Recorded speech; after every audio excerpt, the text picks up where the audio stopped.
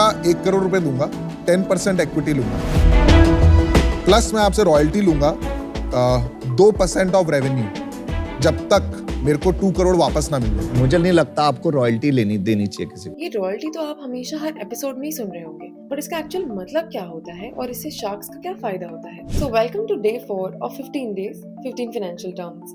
अब मान लो आप शार्क टैंक पे गए और आपको कुछ ऐसी डील मिली, 50 lakh for 10% equity and 5% royalty till 2x। तो पहले तो इसका मतलब ये हुआ कि शार्क्स ने आपकी वैल्यूएशन 5 करोड़ लगाई है, जिसकी 10% इक्विटी यानी 50 लाख में आपकी 10% हिस्सेदारी मांग रहे हैं, पर साथ ही उन्होंने आपकी सेल्स पर 5% रॉयल्टी यानी आसान भाषा में 5% कमीशन मांग ली है। मतलब अगर आपकी स्टार्टअप 1 करोड़ का सेल्स करती है तो आपको शार्क्स को 5 लाख में रॉयल्टी देनी पड़ेगी, चाहे आपकी उस साल में प्रॉफिट हो या ना हो। तो ये 2x का मतलब क्या हुआ? इसका मतलब ये हुआ कि आप रॉयल्टी तब तक देते रहोगे शार्क्स को जब तक उनकी लगाई हुई पैसे डबल नहीं हो जाते, यानी 50 लाख उनका जो लगाया हुआ है वो 1 करोड़ नहीं बन जाता। सो इस रॉयल्टी से शार्क्स अपने रिस्क को कम करते हैं और थोड़ा सेफ फील करते हैं। पर्सनली मुझे ये बहुत फर्जी लगता है कॉन्सेप्ट, पर आपको क्या लगता है आप ये कमेंट सेक्शन में जरूर बताना। तो अगर आपको शार्क टैंक की टर्म समझ नहीं आती है तो मुझे फॉलो जरूर कर लेना, क्योंकि अगले कुछ दिनों में मैं ऐसी चीजें बताऊंगी जिससे आप शार्क टैंक प्रो बन जाओगे, ये मेरी गारंटी है।